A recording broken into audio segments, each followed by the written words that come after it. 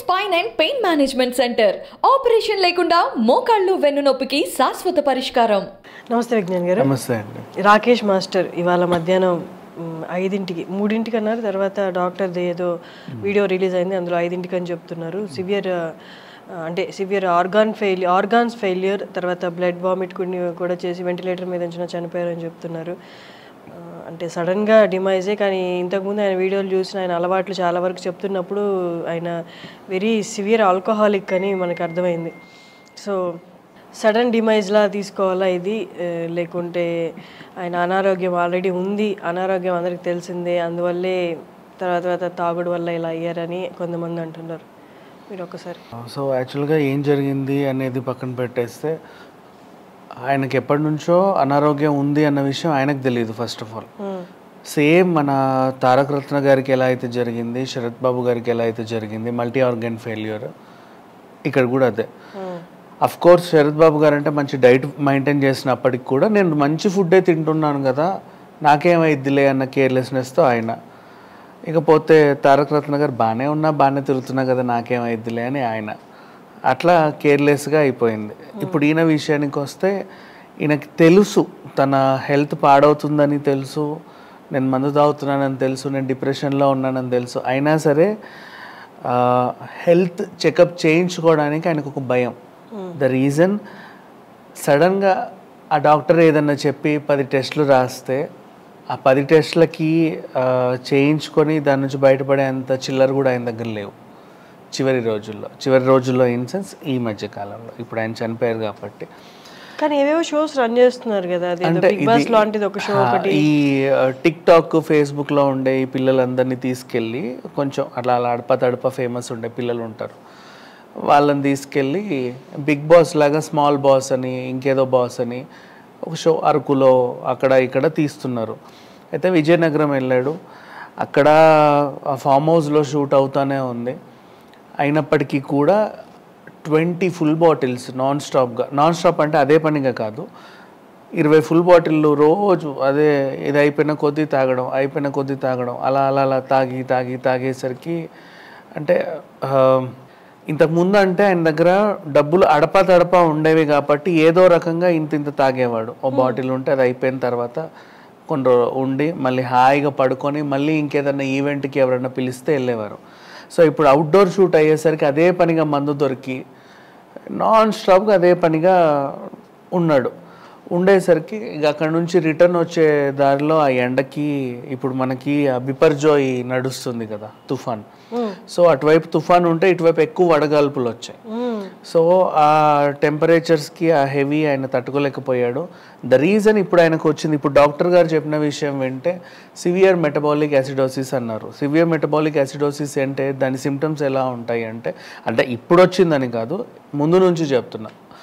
Skin అంతా dry అవ్వడం, hives అంటే చిన్న దద్దుర్లు అవి రావడం, లెగ్ మీద క్రమ్స్ రావడం, అండ్ ఆకలి సరిగ్గా వేయకపోవడం, ఎందుకంటే ఎప్పుడు మందు పైనే ఉంటారు కాబట్టి ఆ స్టఫ్ ఏదో తిని నిద్రపోతారు, సరిగ్గా నిద్ర కూడా పట్టకపోవడం, అండ్ కాన్స్టిపేషన్, ఫ్యాటిగ్, ఇవన్నీ, అండ్ ల్యాక్ ఆఫ్ ఎపిటైట్, సరిగ్గా ఆకలి వేయకపోవడం, ఎప్పుడు ఏం తింటాడో తెలియదు, ఎందుకు తినాలో తెలియదు. అండ్ మళ్ళీ నాలుక పైన ఫ్రూటీ అండ్ స్వీటీనెస్ వస్తుంది. ఇట్లా అంటే మనకి చేదు వస్తుంది కొంతమందికి, పల్దోమని వాళ్ళకి, వీళ్ళకి ఏంటంటే స్వీట్నెస్ వస్తుంది, ఫ్రూట్ టైప్ ఆఫ్ స్వీట్నెస్ వస్తుంది. అలా ఉండడం ఇది ఆయనకు తెలియదు, బట్ ఏదో అలా మందులో సరిపోయింది 24 గంటలు. అండ్ ఇదే ఈ మెటబాలిక్ యాసిడోసిస్కి ఉండే ఇది రెండు ఉంటాయి, రెస్పిరేటరీ అండ్ మెటబాలిక్ యాసిడోసిస్లో.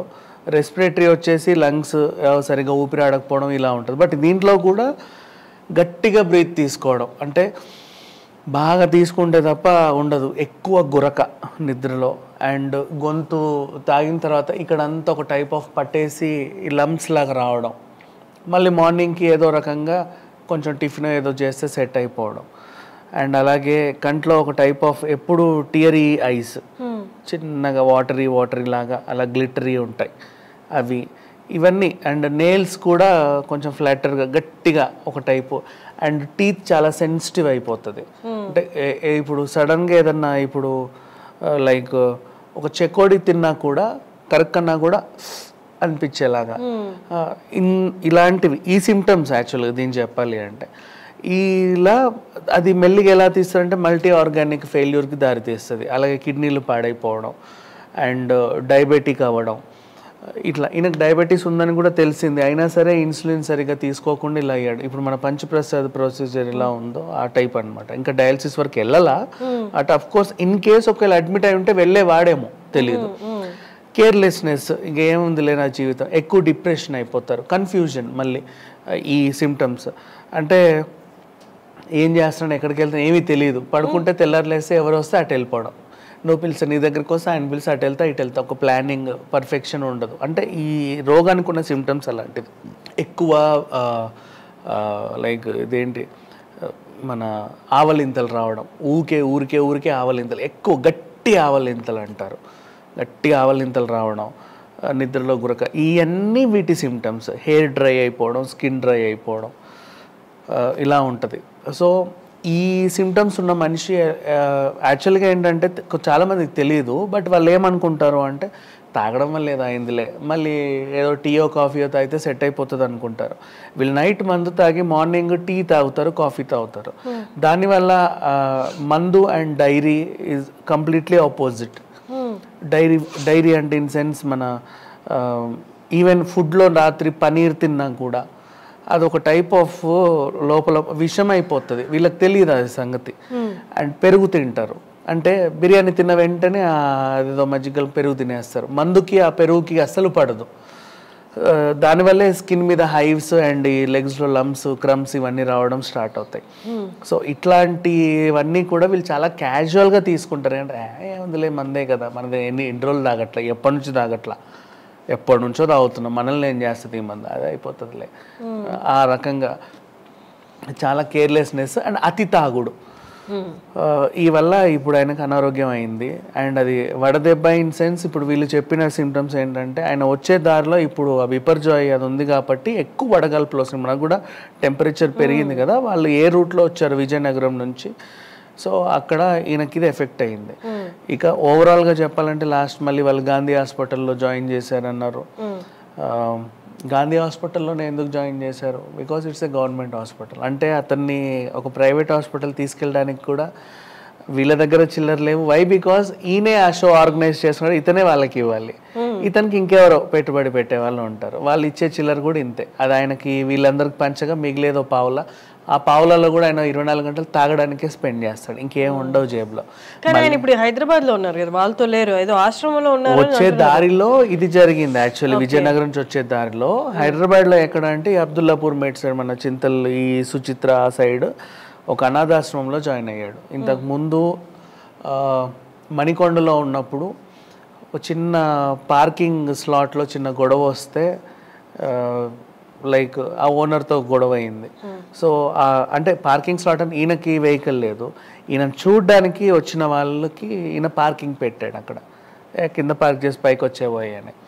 అయితే వాళ్ళు నా ఫ్లాట్ ఇది, నేను రావాలి కదా, ఈయన వచ్చినప్పుడు ఈయన కోసం రోజు 100 మంది వస్తున్నారు, అందరు కార్లు ఇలా పెడుతున్నారు, మాకు ఇబ్బంది అవుతుంది, మేము రెసిడెన్స్ అని వాళ్ళు గొడవ చేస్తే ఓనర్తో చిన్న ఇష్యూ వస్తే ఈయన నేను మాస్టర్ని, సినిమా ఇండస్ట్రీ ఇంత పెద్ద మనిషి నువ్వు ఎందుకు ఇట్లా మాట్లాడుతున్నావు అక్కడ ఖాళీ చేశాడు. ఖాళీ చేసి వైఫ్ దగ్గరికి వెళ్ళాడు. వైఫ్ దగ్గరికి వెళ్తే ఆవిడ గెంటేసింది. ఆవిడ ఎందుకు గెంటేసింది అంటే ఒక రీజన్, ఈయన పవన్ కళ్యాణ్ ఏదో 2 మాటలు అన్నందుకు జనసేన ఫ్యాన్స్ మామూలుగా ఉంటారు కదా, ఆయన మీద ఏమన్నా అంటే వెంటనే మీద పడి రక్కేస్తారు. ఈయన ఏం చేయలేక వాళ్ళ అబ్బాయిని కొట్టారనమాట. వాళ్ళ అబ్బాయిని కొడితే ఇంటికి వచ్చి పిల్లోడు ఏడిస్తే డాడీ ఎక్కడ పడితే అక్కడికి వెళ్ళి ఏది పడితే అది మాట్లాడితే వీళ్ళందరూ వచ్చి నన్ను కొడుతున్నారు అని ఆయన చెప్తే మనకి ఏంటి కర్మ అని చెప్పేసి ఆవిడ ఆల్రెడీ ఒక ఫ్రస్ట్రేషన్లో ఉంది. అప్పటికే వాళ్ళు సపరేట్ అయి ఉన్నారు. సపరేట్ అయినాక ఆల్రెడీ ఈ సిచ్యువేషన్ జరిగి ఒక ఫ్రస్ట్రేషన్లో ఉన్న టైంలో ఈ పార్కింగ్ గొడవ జరిగి ఈయన అక్కడికి వచ్చాడు నవ్వుకుంటూ. వచ్చేసరికి ఈవిడ మొహం మీద తలిపేసి నువ్వు చచ్చినా సరే మేము రావు, మేము చచ్చినా నువ్వు రావాల్సిన అవసరం లేదు, వెళ్ళిపో. ఇక అలాగే ఎక్కడో ఒక రూమ్ తీసుకుంటే ఒక ఆవిడ చేదోడు వాదోడుగా జస్ట్ ఒక పని మనిషిలాగా కుక్కలాగా చేరి ఇక అంతకుమించి ఆయన్ని ఏదో అయ్యింది. తర్వాత ఈయన కూడా తాగిన మైకంలో ఆమె కొంచెం అలవాటు పడిపోయి వాళ్ళిద్దరి మధ్య శారీరక రిలేషన్షిప్ కూడా సాగింది కొన్నాళ్ళు. ఆవిడ అదే అదునుగా తీసుకొని ఆయనకి నేను 3వ భార్య అని చెప్పుకుంటూ ఫేమస్ అయింది. అడప అంటే వచ్చిన వాళ్ళందరూ ఆమెను చూసి రాకేష్ మాస్టర్ పనిదాన్ని పెళ్లి చేసుకోవడం ఏంటి ఇదేంటి అని అనడం ఆయనకు కూడా కొంచెం పరువు తక్కువలా ఫీల్ అయ్యి ఈవిడ ఎలా అయిందంటే ఆయన దగ్గర డబ్బులు ఏంటని అఫ్కోర్స్ ఈమె కూడా హెల్ప్ చేసింది. ఈమె దగ్గర ఉన్న 1,00,000 2 లక్షలు ఆ డబ్బులు ఉంటే గోల్డ్ మీద ఈయనకు పెట్టింది, తాగించింది, చికెన్లు గిటన్లు ఆవిడ కూడా పెట్టింది తప్పని. ఆవిడ జూనియర్ ఆర్టిస్ట్, ఎంతో కొంత ఉన్నాయంటే ఈవిడకి పెట్టింది.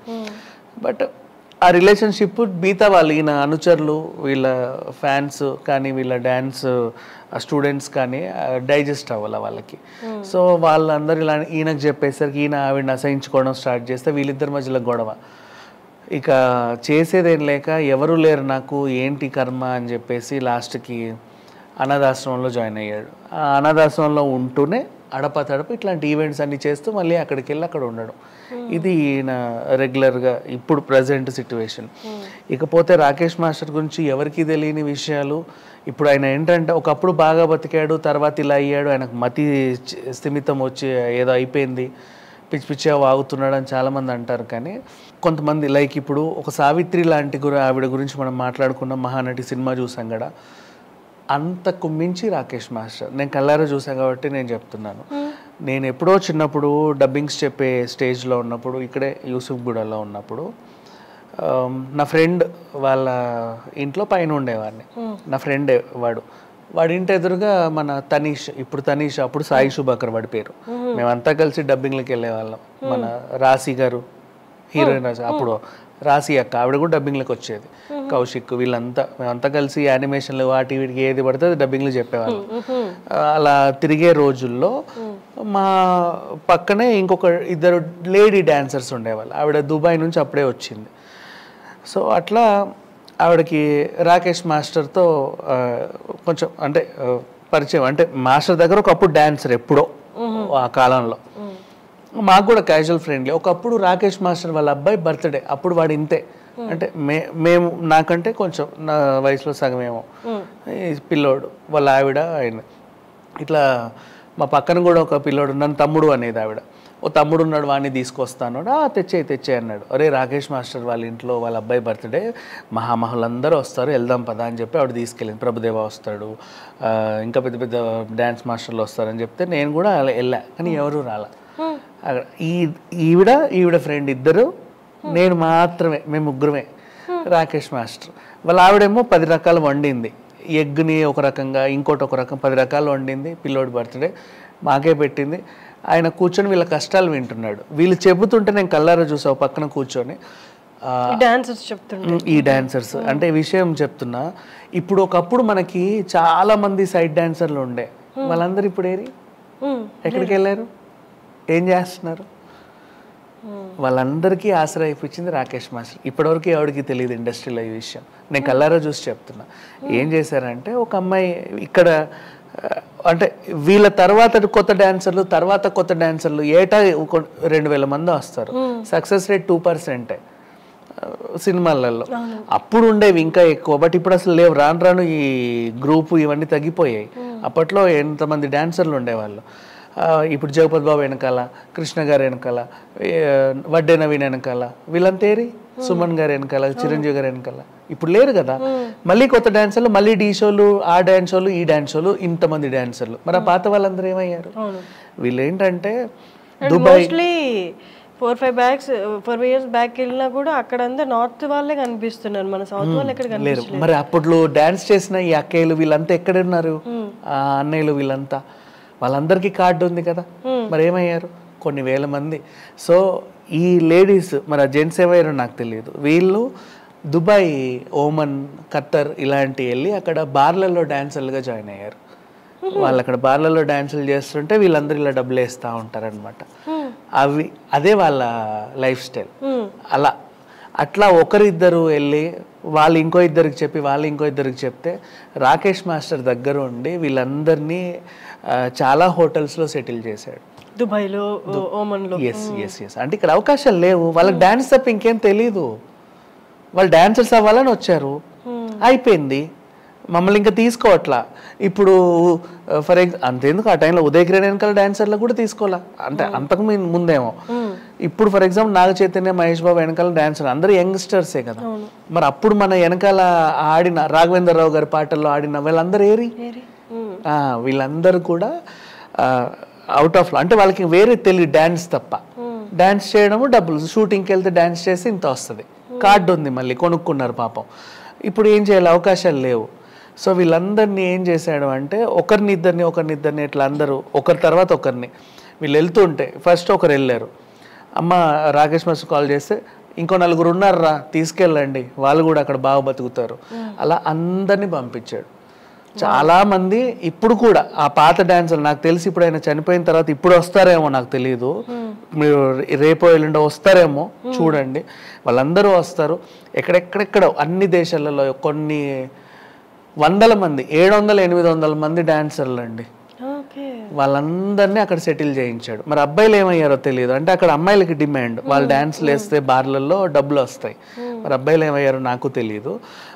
సో వాళ్ళందరినీ సెటిల్ చేశారు. వాళ్ళు కూడా అక్కడికి వచ్చి ఇద్దరే డాన్సర్లు, నేను చూస్తున్న వాళ్ళందరినీ. ఈవిడ నన్ను ఎందుకు తీసుకొచ్చి, అప్పటి వరకు ఒక అక్క అనేవాడిని, తీసుకొచ్చి అక్కడ కూర్చోబెట్టింది. వీడు ఇలా డబ్బింగ్లు చెప్పేవాడు, ఏదో ఇలా చేస్తున్నాడు, అలా పరిచయం.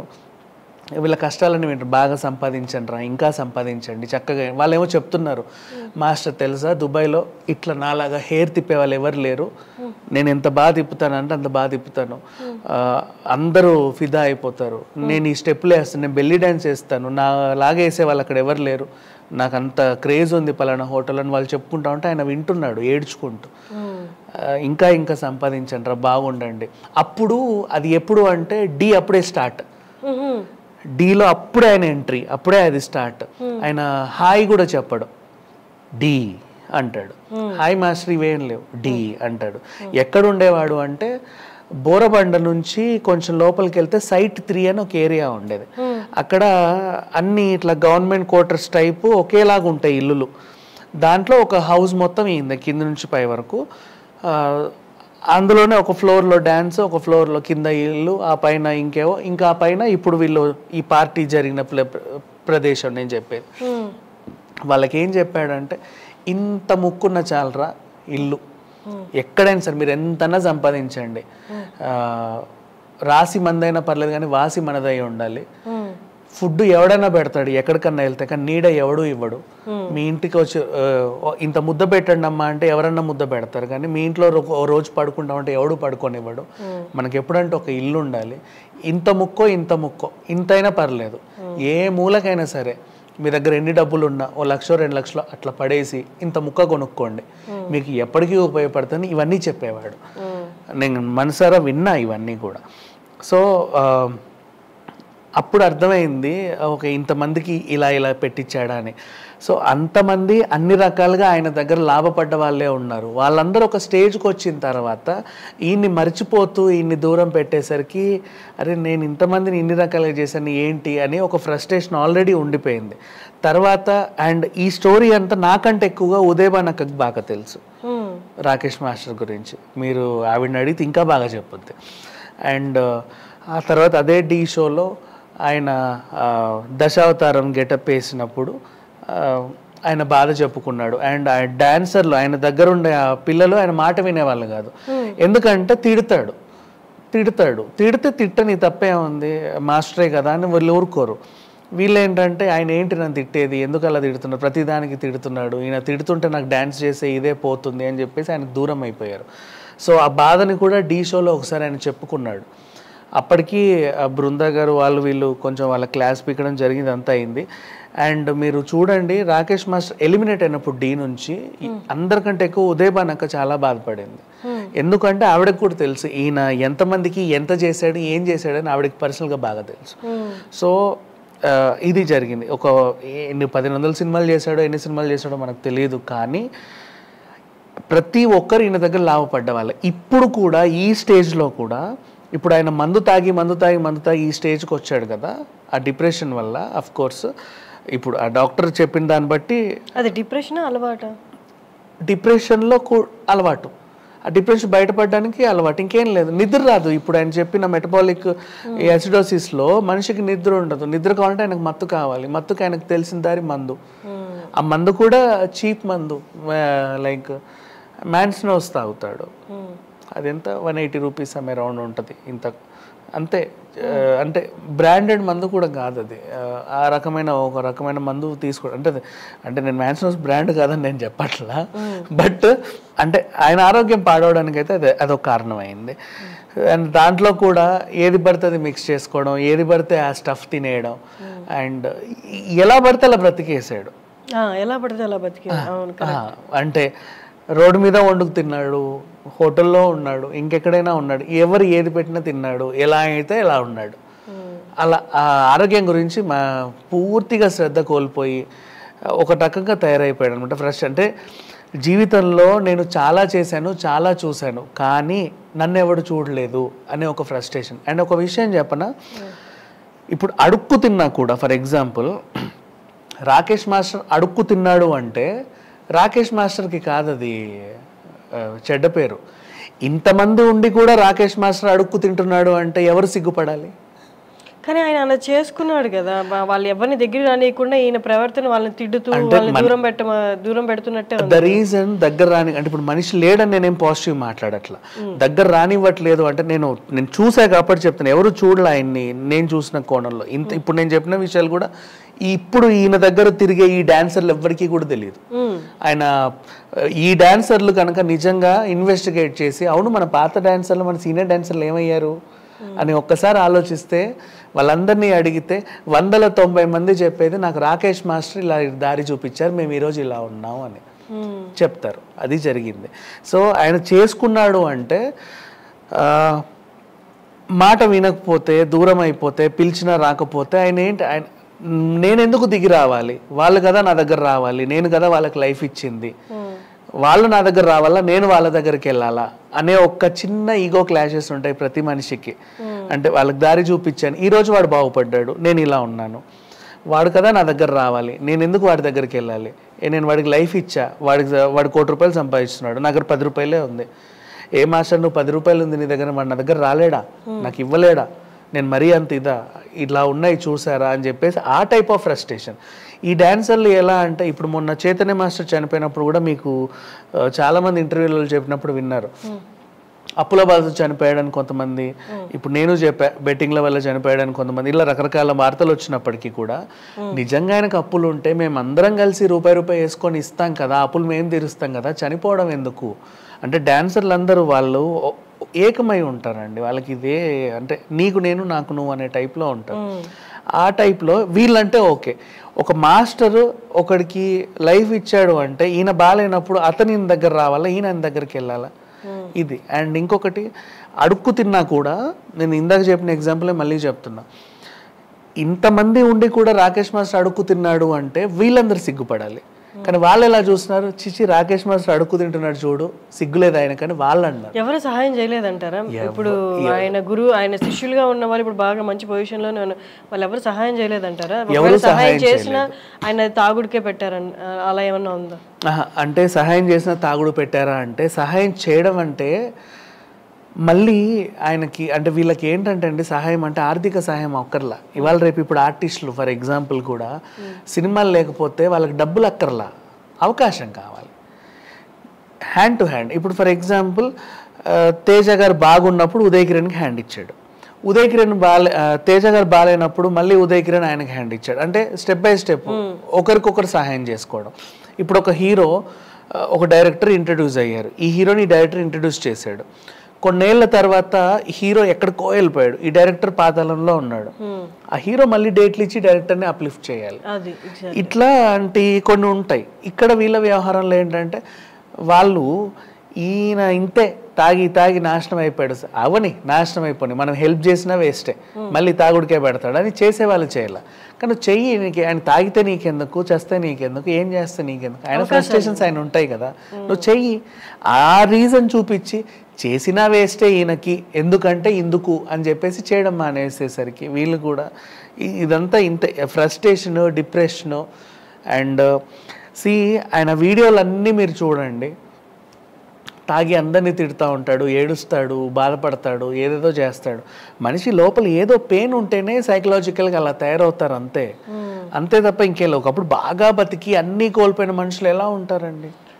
అందరూ మీడియా వాళ్ళు పిలిచి ఆయన చేత ఇంటర్వ్యూలు తీసుకొని ఆయన కాంట్రవర్సీలు చేస్తూ వీళ్ళు బాగున్నారే తప్పితే ఆయనకెవరు సహాయం అలా మాట్లాడడానికి వెనక రీజన్ పెయిన్ అనేది ఎవరు అర్థం చేసుకోవాలి. చాలా ఉంటుంది. ఆయన ఎంతమందికి లైఫ్ ఇచ్చాడని నేనే చెప్తున్నాను సీరియస్లీ, ఇప్పటివరకు ఎవరికి తెలియదు. ఆ పాత డాన్సర్లు అందరూ ఈరోజు ఏమయ్యారు అంటే వాళ్ళందరికీ దారి చూపించి రాకేష్ మాస్టరే దుబాయ్లో, ఖత్తర్లో, ఓమన్లో, ఇంకా రకరకాల సౌదీ అరేబియా స్టేట్స్లలో వాళ్ళందరూ అక్కడ క్లబ్స్లో, బార్స్లో డాన్సర్లుగా చదివి తప్పేం కాదండి. బికాజ్ వాళ్ళకి అది తప్ప ఇంకేం తెలియదు, వాళ్ళు అదే నేర్చుకున్నారు. ఇక్కడ గెంతనివ్వట్లా, అక్కడ గెంతుతున్నారు అంతే కదా. ఇక్కడ ఈవెంట్స్ ఉంటే ఇక్కడే గెంతే వాళ్ళు, ₹1 వచ్చేది, ఇక్కడ ఎవరు ఇవ్వట్లా, అందుకని అక్కడికి వెళ్ళారు. అంతమించి ఇంకేం వాళ్ళకి అది తప్ప ఇంకేం తెలియదే. అండ్ వాళ్ళందరికీ దారి చూపించాడు. ఆ రోజు నిజంగా నేను వెళ్ళేటప్పుడు ఆవిడ చెప్పింది, అంతమంది వస్తున్న ఏదో పెద్ద పార్టీ ఏమో అనుకుంటున్నాను, తీరా వెళ్తే ఇల్లు నార్మల్గా ఉంది, హౌస్ చాలా సింపుల్గా ఉంది, గవర్నమెంట్ క్వార్టర్స్ లాగా ఉంది. ఏదో మెట్లకి పైకి వెళ్ళాం, కూర్చున్నాం. వాళ్ళ ఆవిడ 2 ఏవేవో తెచ్చింది, వీళ్ళు కూర్చుని వీళ్ళిద్దరే ఎవరైతే వచ్చారో ఇంకా వాళ్ళన్నీ మాట్లాడుకుంటారు, వాళ్ళ గతాలన్నీ నెమరేసుకుంటున్నారు. అప్పుడైనా బాగున్నాడు, అప్పుడు రాకేష్ మాస్టర్ బాగున్నాడు అంటే డీకి అప్పుడే. సో ఇంకా చేయండి రా, అలా చేయండి, ఇలా వాళ్ళకి సూచనలు ఇస్తున్నారు, ఇంకా చేయండి, ఏ హైబుల్గా ఉన్నారు రండి, ఇది మన ఇల్లే, నీకు ఎక్కడ ఇల్లు దొరకకపోతే ఇక్కడికి వచ్చి పడుకోండి, కావాలంటే నా టెర్రస్ మీద పడుకోండి, నేను ఎప్పుడు ఏం లేదు, మన ఇల్లు ఓపెన్ అని వాళ్ళకి చెప్పేవాడు. ఆ రోజు ఆ ముగ్గురికే కూడా ఆవిడ ఇన్ని రకాల వంటలు వండింది, ఇలా చేశారు. అండ్ సో ఆయన అందరికీ పెట్టాడే తప్ప ఎవరిని అడుక్కోలే. ద రీజన్ నేనెందుకు అడుక్కోవాలి, వాళ్ళు కదా నాకు ఇవ్వాలి అని ఒక ఫీలింగ్ ఆయనకు వచ్చేసింది. అందులో కూడా న్యాయమే ఉంది, ఎందుకంటే వాళ్ళకు కూడా ఆ ఫీల్ రావాలి కదా, నాకు ఈయన అన్నం పెట్టినప్పుడు నేను కూడా ఆయన బాలేనప్పుడు చూసుకోవాలి కదా అని. వాళ్ళు ఎవరు రాకపోయేసరికి ఆ ఫ్రస్ట్రేషన్, తర్వాత రకరకాల పరిచయాలు, చివరికి ఈవెంట్స్, చిన్న చిన్న పెళ్ళిళ్ళు, పెడాకులు ఈవెంట్లు ఉంటాయి కదా, ఈ టిక్టాక్లో ఇన్స్టాల్ చేసే ఈ పిల్లలందరూ వెళ్ళి ఏవేవో చేస్తూ ఉంటారు. ఆ ఈవెంట్లకి ఈయన వెళ్ళి అక్కడ చిన్న చిన్న డ్యాన్సులు చేసి 10,000, 15,000 అలా తీసుకునేవాడు.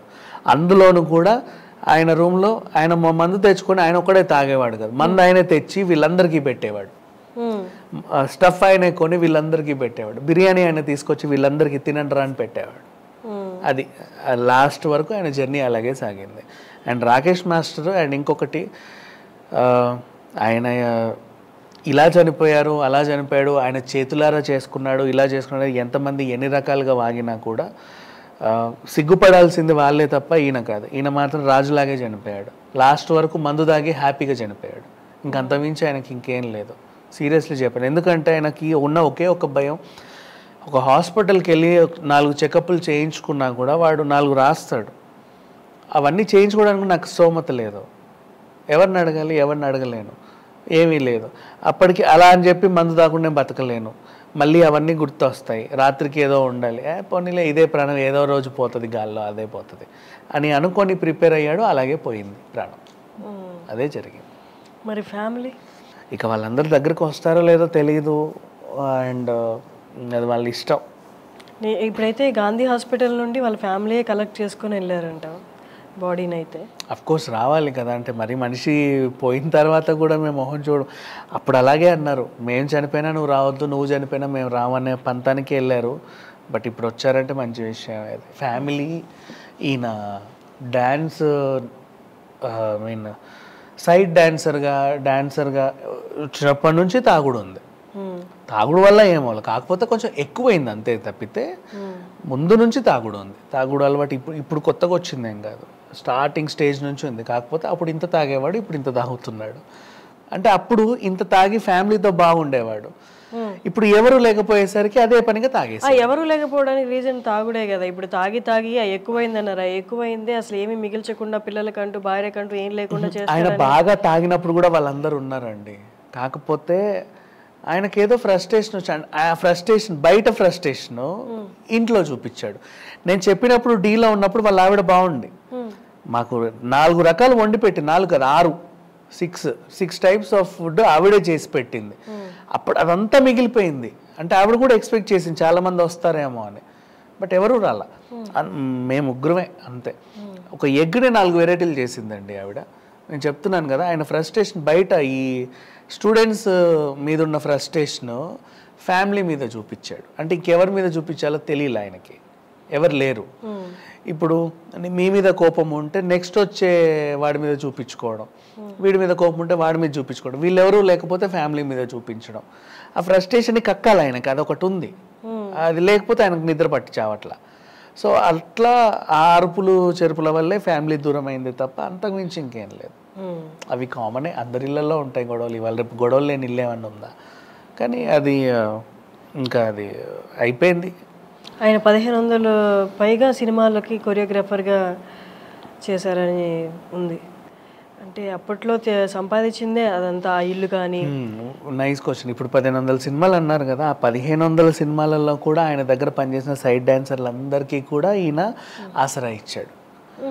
అందరికీ కూడా మేబీ వాళ్ళు ఎవరు ఈయనను పట్టించుకోలేదో ఏమో నాకు తెలియదు కానీ, బట్ కొంతమంది అప్పుడప్పుడు వచ్చిన వాళ్ళు, దుబాయ్ నుంచి అక్కడిక్కడ వచ్చిన వాళ్ళు ఈయనకి గిఫ్ట్లు ఇచ్చేవాళ్ళు. మాస్టర్ మీ వల్లే మేము ఇలా ఉన్నామని. అయ్యో ఇలా ఉన్నావా, ఇంత పెట్టుకోండి మాస్టర్ మీరైనా సరే అని చెప్పి ఇచ్చిన వాళ్ళు ఉన్నారు, మర్చిపోయిన వాళ్ళు ఉన్నారు. ఇచ్చిన వాళ్ళకంటే మర్చిపోయిన వాళ్ళు ఎక్కువ మంది ఉన్నారు. సో ఈయనకి ఆ బాధ అనేది ఉంటుంది లోపల, అంతే. మనమైతే ప్రస్తుతానికి అంటే పెద్ద పెద్ద కొరియోగ్రాఫర్స్ అయితే ఇంకా బయటికి వచ్చి వాళ్ళ లాస్ట్ నోట్ ఏదైతే మాటలు ఏవైతే ఉన్నాయో అవైతే ఇంకా ఏం చెప్పలేదు. ఎవరు వచ్చినా ఎన్ని చెప్పినా అంత డ్రామా అండి. మనిషి పోయిన తర్వాత ఈ డ్రామా అనవసరం. ఇంకా ఎవరు వచ్చినా సరే, ఆయన శిష్యులు కానీ ఎవరు వచ్చినా సరే కంప్లీట్లీ డ్రామా క్వీన్స్ వచ్చి అక్కడ అంటే మనిషి పోయాడు కాబట్టి ఏదో యాక్ట్ చేసేసి 2 ఏడుపులు ఏడ్చేసి మాతో అప్పట్లో అలా ఉండేవాళ్ళు, మాతో ఇప్పుడు ఇలా ఉండేవాళ్ళు, అలా ఉండేవాళ్ళు, ఇలా పోయారు అంటారు. వాళ్ళందరూ ఇంటికి వెళ్ళి ఎలా మాట్లాడుకుంటారో తెలుసా? ఇక్కడ ఏడ్చిన వాళ్ళు తాగిపోయాడు, అలా చేసిపోయాడు, ఆయనే నాశనం చేసుకుని ఆయన జీవితాన్ని అని మాట్లాడుకుంటారు. ఆయన జీవితాన్ని ఆయన ఏం నాశనం చేసుకోవాలి, మీ వల్ల ఆయన జీవితం నాశనం అయింది. అండ్ నెక్స్ట్ మళ్ళీ చెప్తున్నాను, రాకేష్ మాస్టర్ చివరి రోజుల్లో అనాథాశ్రమాలు ఉన్నాడు అంటే ఆయన కాదు సిగ్గుపడాల్సింది. అంతమంది ఉండి కూడా రాకేష్ మాస్టర్ అనాథాశ్రమం ఉండాలంటే వీళ్ళు సిగ్గుపడాలి, అంతమంది సిగ్గుపడాలి. అదే, అంతమించి నేను చెప్పేది ఏం లేదు. బట్ ఇప్పుడు ఆయన శివన్ దగ్గరకు వచ్చి ఎంతమంది ఎన్ని వాగినా ఏం చేసినా అదంతా కూడా డ్రామానే, కంప్లీట్ డ్రామా. లాస్ట్ స్టేజ్లో ఆయనతో ఉన్న వాళ్ళదే రియాలిటీ ఉంటుందేమో. ఇప్పుడు స్మాల్ బాస్, బిగ్ బాస్ ఆయనతో పాటు చేసిన పిల్లలు ఉన్నారు కదా, ఇన్స్టాగ్రామ్ పిల్లలు, ఆయనతో పాటు లాస్ట్ డ్రెస్లో ఈవెంట్లు చేసిన వాళ్ళ ఎమోషన్స్లో న్యాయం నిజాయితీ ఉంటుంది. అంతకుముందు ఒకప్పుడు ఆయనతో మాకు ఇంత అనుబంధం ఉండేది, ఇప్పుడు ఇలా అయ్యారు చాలా బాధ వేస్తుందని చెప్పేవన్నీ కూడా డ్రామాలే. ఎందుకంటే ఈ డ్రామాలన్నీ ఇప్పుడు కాకుండా మీరందరూ ముందే రియలైజ్ ఉంటే ఆయన ఈరోజు ఇలా ఉండేవాడు కాదు, అలా పోయేవాడు కూడా కాదు. మేబీ ఆయనది సడన్గా అయిపోయింది కాబట్టి, లేదంటే ఏదైనా అనారోగ్యంతో ఉండి బెడ్ మీద ఉంటే కొన్ని రోజుల తర్వాత ఎవరో ఒకరు రెస్పాండ్ అయ్యి, ఇప్పుడు మన పెద్ద పెద్ద యాక్టర్స్ చూస్తున్నాం, ఎవరికైనా హెల్త్ బాగాలేదని అనారోగ్యంతో ఉన్నారు అంటే రెస్పాండ్ అవుతున్నారు. సో ఆయన అలా అవ్వలేదు కదా, సడన్గా అయిపోయింది కాబట్టి. లేకపోతే లేదు, నిజంగా ఒకవేళ ఆయన బెడ్ మీద ఉన్నాడు, వెంటిలేషన్ పైన ఉన్నాడు అంటే నిజంగా ఎవరో ఒకరు సహాయం చేసే వాళ్ళే 100%. అంత టైం కూడా లేదు, టైం లేక ఇలా అయిపోయింది. బట్ ఆయన అలా అవ్వడానికి కారణం కూడా వీళ్ళే కాబట్టి వీళ్ళ డ్రామాలు నాకైతే డైజెస్ట్ అవ్వాలి. ఎందుకు? Because I know him from the beginning in sense from my journey beginning. ఆయన జర్నీ ఎప్పటితో, సో నాకు తెలుసు, చూశాను, కల్లారా చూశాను, ఆయన ఇంట్లో ఉన్నాను, ఆయన చేతి తిండి తిన్నాను కాబట్టి నాకు తెలుసు.